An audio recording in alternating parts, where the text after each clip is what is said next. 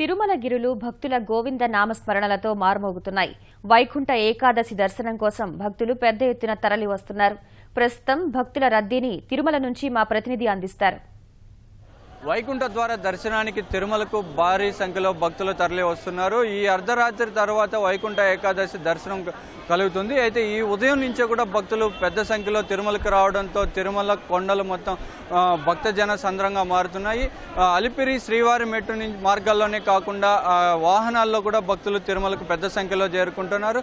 ఈ వచ్చిన భక్తుల్ని వచ్చినట్లుగానే ఈ ఉదయం నుంచి కూడా భక్తుల్ని వైకుంఠం 1-2 కంపార్ట్మెంట్లలోకి అనుమతిస్తున్నారు. ఇవాళ దర్శనం చేసుకునే వాళ్ళ భక్తులకి ప్రత్యేకంగా ఏర్పాట్లు చేసి వారిని సపరేట్ ప్రత్యేక మార్గం ద్వారా కూడా పంపుతున్నారు.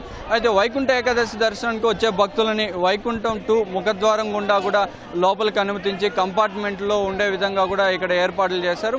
వైకుంఠం 1లోని కంపార్ట్మెంట్లు దాదాపు ఇప్పటికే నిండిపోయి వైకుంఠం 2లోని కంపార్ట్మెంట్లోకి ప్రస్తుతం భక్తులను అనుమతిస్తారు. ఈ కంపార్ట్మెంట్లు కూడా మరో 2-3 గంటల్లో నిండిపోయే పరిస్థితి ఉంటుంది.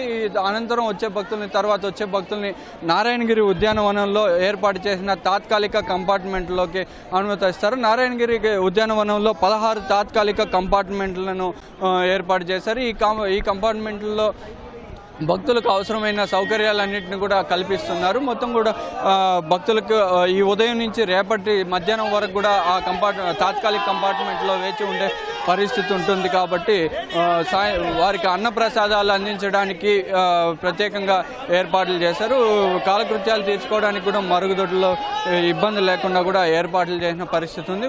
ఈ అర్ధరాత్రి తర్వాత స్వామివారికి ధనుర్మాస కైంకర్యం అయిన తర్వాత వైకుంఠ ద్వారాలు తెరిచే పరిస్థితి ఉంటుంది. ఈ అర్ధరాత్రి 1 గంట నుంచి కూడా ప్రముఖులకు స్వామివారి దర్శనం కల్పిస్తారు. 3:30 గంటల నుంచి కూడా భక్తులకి సర్వదర్శనం భక్తులకి దర్శనం కల్పిస్తారు. వైకుంఠ ఏకాదశి రోజున ద్వాదశి రోజున 2 రోజులు కూడా సాధారణ భక్తులకి దర్శనం కల్పించే విధంగా కూడా ఏర్పాట్లు చేస్తారు. ఎటువంటి ఇబ్బంది లేకుండా ప్రశాంత వాతావరణంలో భక్తులకు దర్శనం కల్పించే విధంగా కూడా పూర్తి స్థాయిలో కూడా తిరుమల తిరుపతి దేవస్థానం అధికారులు ఏర్పాటు చేశారు. ప్రత్యేకించి శ్రీవారి మెట్టు అలిపిరి నడక మార్గాల్లో గోవిందమాలలు ధరించి భక్తుల పెద్ద సంఖ్యలో తరలి వస్తున్నారు. దీక్షలు నెల రోజుల నుంచి దీక్షలు పూనిన భక్తులు గోవిందమాలలు ధరించి ముడుపులతో కాలినడకన తిరుమలకు చేరుకొని ఈ వైకుంఠ ఏకాదశి రోజున స్వామివారిని దర్శించుకోవడం ఇక్కడ ప్రత్యేకత ఉంటుంది.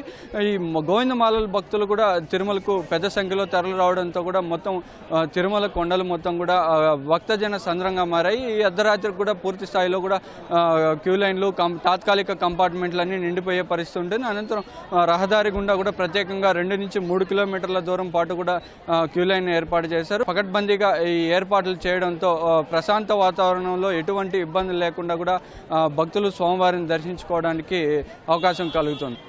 తిరుమల నుంచి కెమెరామెన్ చంద్రశేఖర్తో రుత్విక్, ATV న్యూస్.